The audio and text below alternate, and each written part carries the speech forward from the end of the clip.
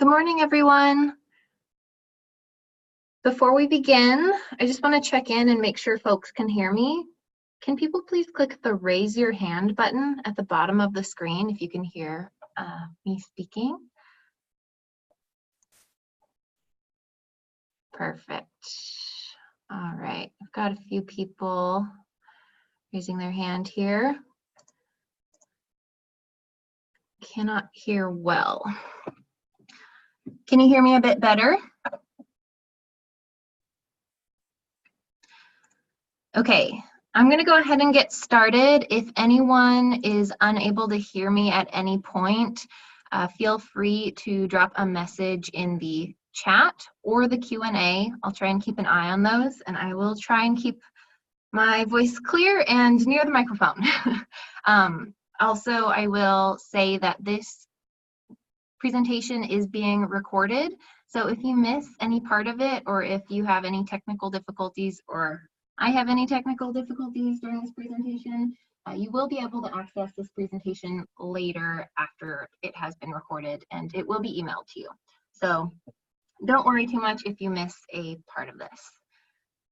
Okay, all right, I'm going to go ahead and get started. Thank you, everyone, for joining me today. I'm really excited to go ahead and speak with you about the Career and Technical Scholarship. If you have any questions during today's presentation, go ahead and click on the Q&A button. It should be at the bottom of the screen, and go ahead and type them in there. I will have time at the end of this session to address any questions that have been typed in there, and if there are any questions that we don't have time to address today, I will be sure to make sure those answers get to you by email. And like I said, this presentation is being recorded and complete. You will also be able to share this presentation with anyone that you think might find it useful if they weren't able to attend today. My name is Mesa, and again, I am so happy to meet everyone that is here today. I'm the award advisor at WSOS, and I've been working with the awards team here to create the Career and Technical Scholarship. My email address will be included at the end of this presentation, so if you have any questions, you are always welcome to reach out. So today I'll start by doing a quick overview of WSOS. Then we'll go into discussing the Career and Technical Scholarship more specifically. We'll take a look at the 2019-20 CTS application cycle. I'll show you some of the toolkits that we have available to our promotional partners and any applicants.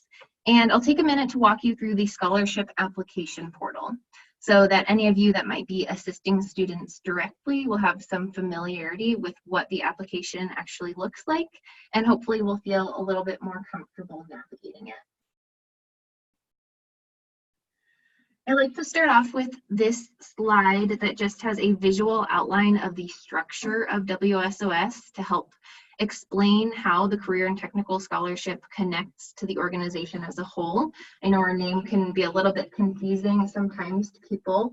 The Washington State Opportunity Scholarship is the name of our entire organization. And then the Baccalaureate Scholarship is the name of a scholarship that we offer to students that are on track to earn a bachelor's degree in STEM or healthcare. And the Career and Technical Scholarship is for students who want to earn a certificate, apprenticeship, or associate's degree and do not currently have the intention of earning a bachelor's degree.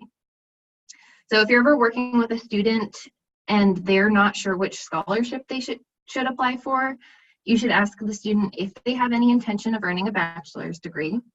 If they do, they should go ahead and apply for the Baccalaureate Scholarship. If they plan to stop their education after earning their associate's, apprenticeship, or certificate, then they should apply for the Career and Technical Scholarship.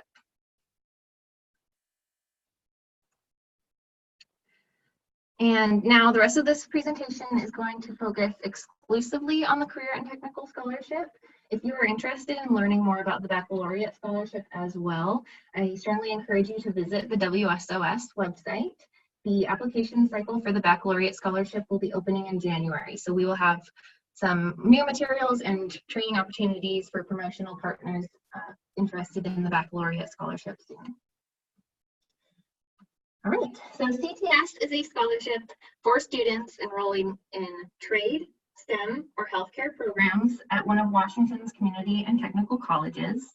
And as I said before, I'm going to repeat it a couple of times, it's for students that are earning their certificate, apprenticeship, or associate's degree. CTS came into existence because the legislature acknowledges that most of our jobs in our economy needs require some education or training after high school. And so in 2018, lawmakers expanded WSOS to begin funding a wider variety of credentials in order to serve a broader range of students and to build a pipeline of talent that actually aligns with the jobs that our economy needs.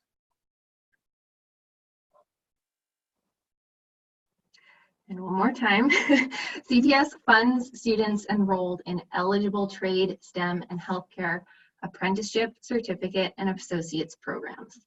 The list of eligible programs can be found on the WSOS website, and the list of eligible programs is currently tailored to each school and the programs that they offer. Some common examples of programs that CTS supports are welding, information technology, and commercial driver's license.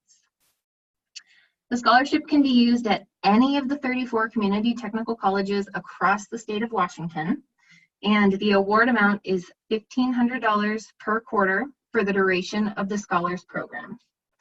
Funding can be used for direct and indirect costs up to the cost of attendance, so that means it can be used for more than just tuition. It can be used for books, room and board, etc.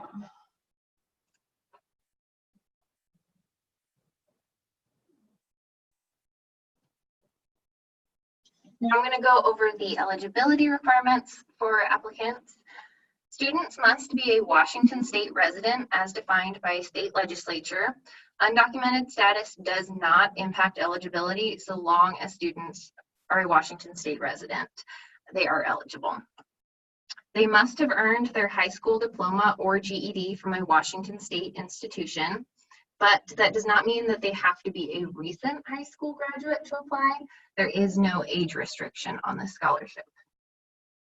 They must file the current FAFSA or WASPA by the application deadline. If they are eligible, they must file for federal education tax credits, and they must have a total family income that does not exceed 125% of the Washington state family median income by family size. And again, all this information is available on the WSOS website with even more detail available. And there are also charts and references that students can take a look at if they're not sure if they meet these eligibility criteria.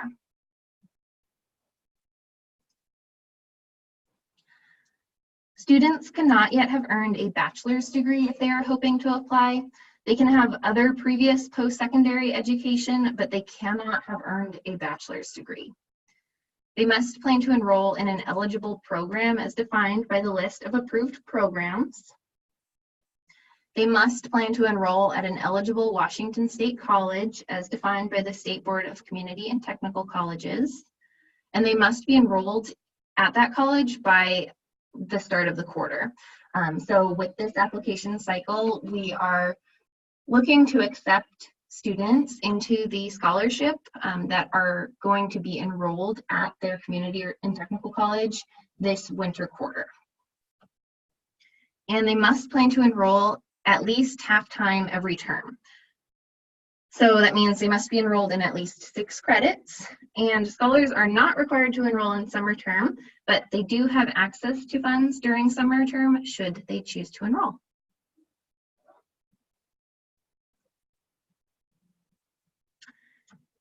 CTS has a quarterly admissions process. That means that the CTS application is open 3 times a year prior to the start of each quarter. The winter 2020 application is currently open now and will close on October 23rd. 550 CTS scholars will be selected for the entire 2019-20 academic year. So that means we will be selecting 165 scholars during this winter application cycle.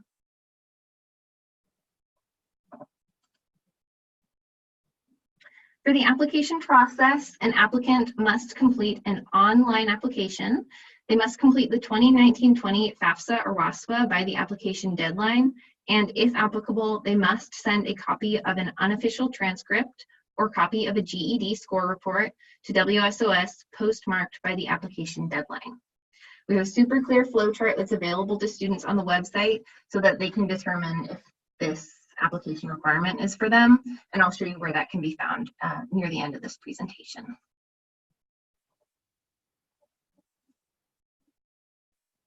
Okay, so we have created a couple of toolkits for our promotional partners and for our applicants. Honestly, both of these toolkits will be really helpful for anyone that is looking to help students apply. The first one that I have linked here is the promotional toolkit that is designed for promotional partners. And as you can see here, it is on the WSOS website. If you're looking to find this page on your own, go to the WSOS website, go to the For Partners tab, and click Promotional Toolkit.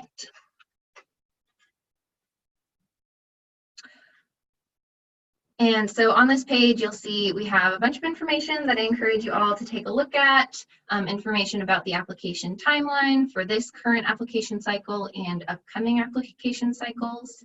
And then in this section here, we have promotional resources. If you are ever looking for promotional resources or things to share with potential applicants or your community, this is going to be the first place that we recommend that you look. We will upload things as they are created here. And then you will also see on this page, we have linked the CTS application toolkit. So like I said earlier, this is something that is designed to help students that are applying for CTS. So it's going to be helpful for people that are working with potential applicants as well. The materials on this page will give you a good idea of what an applicant needs to do to successfully apply. So you can see at the top of the page here, we have the application button. That's where people can access the application. We also have a link to the scholarship timeline, which contains all the dates for the application, when the application opens and closes, and when everything must be submitted. This is where the list of eligible programs lives. These are the eligible colleges that are supported. This is the median family income chart that students can reference to find out if they meet the family income requirements. This is the transcript/GED scores flowchart that I mentioned earlier. Students should take a look at this. Every applicant needs to take a look at this to determine if submitting a transcript or GED score report is a requirement for them. And then this last bullet point here, this is a guide for the personal information section of the application. This section used to be the essay requirement for applicants. However, we have removed the essay component and instead have replaced it with a few short answer questions. We're really hoping that this will make the application more accessible. This guide here just really outlines what we're looking for in the student answers, and we're hoping to make that section as accessible and easy for students to understand. Then, if you scroll all the way down, you will find the application checklist. This just contains all of the steps, again, in one place where students can make sure that they are submitting a complete application.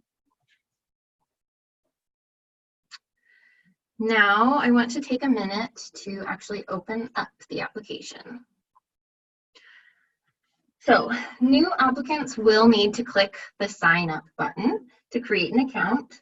However, I also want to note that applicants are welcome to reapply if they have applied previously and weren't selected. So if a student is reapplying, they can log in with the same email address and password that they used previously. The answers that they previously submitted in this application won't be in this application, but they actually can be accessed if the student wants to reference what was previously submitted. And those login instructions can also be found here.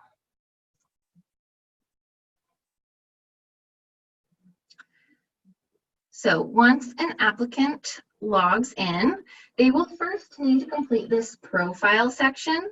The profile section is really important. It's a space for students to help where we really walk through the students with the eligibility criteria, and it's one more place where they can kind of check to make sure that they're meeting all of the critical eligibility requirements. And it's also the place where we collect contact information. This is the primary place where we collect contact information, so it's really important that students are entering their contact information correctly and double checking their entries. If a student enters incorrect information here, we won't be able to get a hold of them to notify them that they've been selected or notify them of upcoming requirements to maintain their scholarship. Students do have a chance once they've been accepted to update, but it's always better to be safe than sorry and make sure they're triple checking their work and getting that contact information correct the first time. Then, once students have completed the profile section, they will want to go down to this next part, and this is where they can begin the application process. So they first need to click the Get Started button, and once they click that, they will be able to see the 4 sections of the application. So we can see that there is the academic information. This is where we ask about their academic history and their academic goals. Section 2 is their financial information. This is where we ask that they provide information that's actually similar to what's in their FAFSA or WASPA. So we really encourage students to go ahead and complete their FAFSA or WASPA prior to applying so that they can easily just copy the information over. Or, like I mentioned earlier, if they already applied for the scholarship this fall, they can actually access their previous submission here and move over the information that was previously submitted. They'll just have to open up that application, copy and paste it into the same form. And section 3, like I mentioned earlier, is the personal information section, which is really our opportunity to learn more about the applicant outside of their academic history. We want to learn about their life and about their experience as a whole person. There is no word count for the questions on this section. We do encourage students to probably aim for about 2 to 4 sentences for each question. But if they feel like they can adequately answer the question in less, or if they need a little bit more, that is totally fine, whatever they feel like they need to do to adequately answer the questions. And then finally, we have the agreement section. And if students are under 18 years old, they will need a parent or guardian present to help them sign this final form. And then once students have completed all sections, they must click this submit button. It'll turn green once all these sections are complete. And their application will be final once they click that submit button.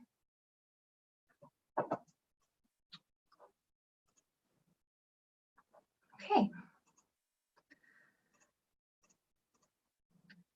So that's everything that I have for our just kind of high-level overview summary of the Career and Technical Scholarship and how to apply.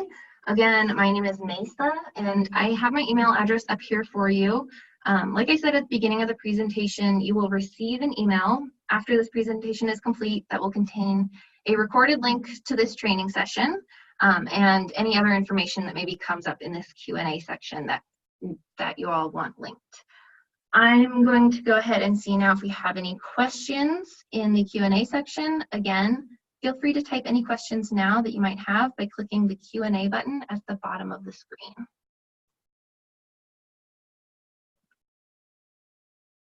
Okay, our first question. What if a student plans on only earning a certificate or AA degree, but changes their mind after completing the certificate or AA and goes on to get a BA? Are they required to pay back any of the scholarship award? That's a great question. We know it can be really hard for students to predict exactly what their academic track is going to be. Students will not be required to pay anything back. We really encourage students to ask themselves, do they intend to earn a BA, because that's really how they're going to maximize the amount of money they can get from WSOS. So if their current intentions is to get a BA, they'll actually get more money if they apply for the baccalaureate scholarship than if they go on to earn their than if they're trying to earn their bachelor's while being a CTS scholar. But there are no ramifications for changing your mind. If you change your mind midway through and you do know that you're going to be earning a bachelor's as an active CTS scholar, that would end up resulting in you being withdrawn from the Career and Technical Scholarship. Students can also apply for one or the other scholarship after they've already been in one if they end up being withdrawn. So if a student does 1 quarter in the CTS scholarship and then decides that they want to earn their bachelor's and gets withdrawn from CTS, they're welcome to apply for the baccalaureate scholarship. They're not guaranteed to get it. There's no saved place, but they also won't be less likely to get it. And there are some previous education requirements for that scholarship. So of course, all of that is assuming they meet the other eligibility requirements. All right, we have one person asking for the specific lists of eligible programs from a specific school. Again, you can find that on our website if you go to the applicant toolkit, as we previewed earlier. I'll see if I can get us back there easily.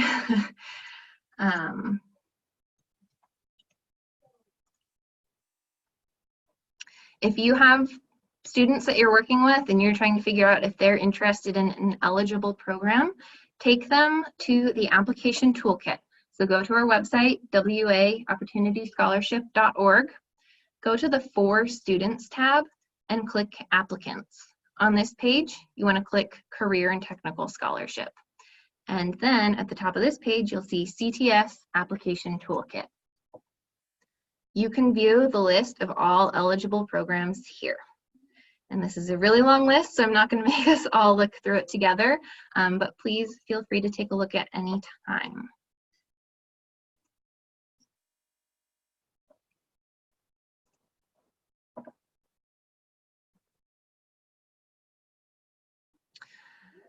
We have a question asking, what if you have received your high school diploma in a foreign country?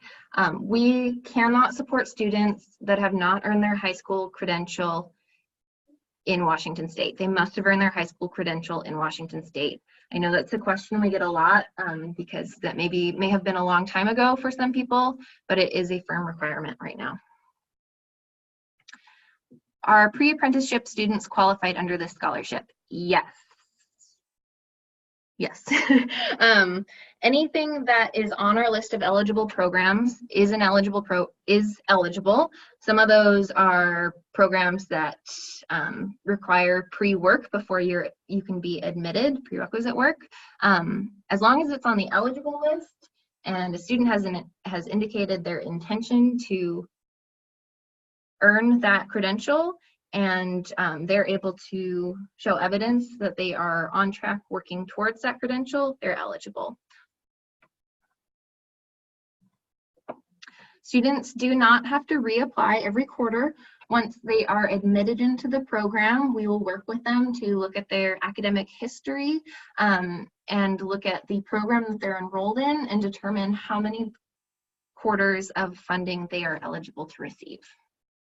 And they will then receive that funding until they either graduate or meet that maximum amount of funding.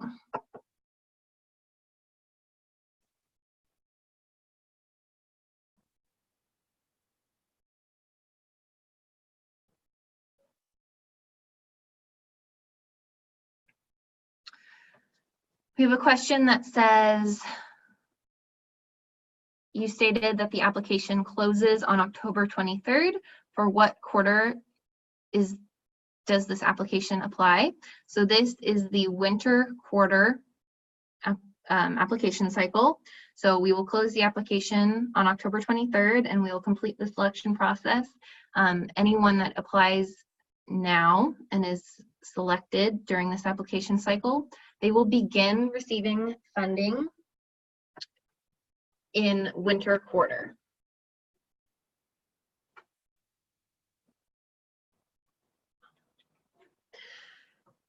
And we have another question. What about if they have earned a bachelor's in another country? that would still make a scholar ineligible for the scholarship.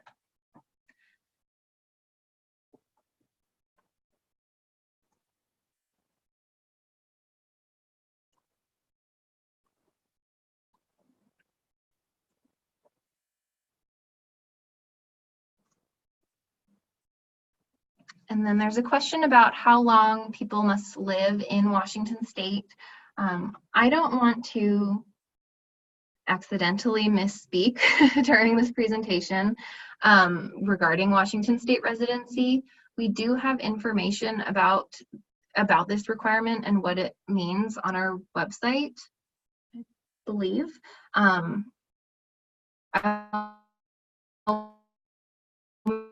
make sure I can find that information and I can share that included. I think it's probably safer for you to read specifically about how it pertains to you or the applicants you are selecting, rather than having me speak to all of the bits and pieces of Washington State residency.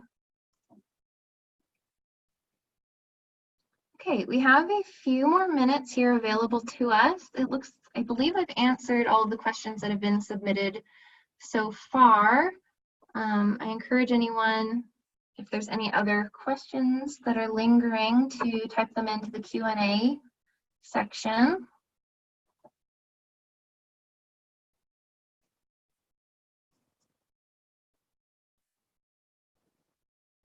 But if we're all good to go,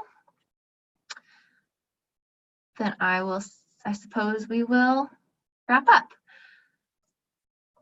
So I'm going to put my email address up on here one more time, just in case. If you have any other questions come up, if you have any questions come up while you're helping students over the next month while the application's open, don't hesitate to reach out and ask. I am happy to help. And we really want to make sure that you feel comfortable, confident working with applicants on this during this process. And if you're working with students that are interested in a program that you do not see listed on the eligible programs list, they probably aren't eligible. However, if you believe that the program fits into the parameters of what we've outlined as the types of programs we support, as in trade, STEM, or healthcare, and you think it's a high demand program, or your school knows that it's a high demand program, you're always welcome to reach out and ask why a program hasn't been included. We're still in the first year of this scholarship, and we're trying to make sure that our list of eligible programs is as accurate as possible. And it's honestly very possible that we've maybe missed a program or two. So if a program's not on the list, a student technically isn't eligible. However, if you think that program potentially is missed and should be on that list, don't hesitate to reach out.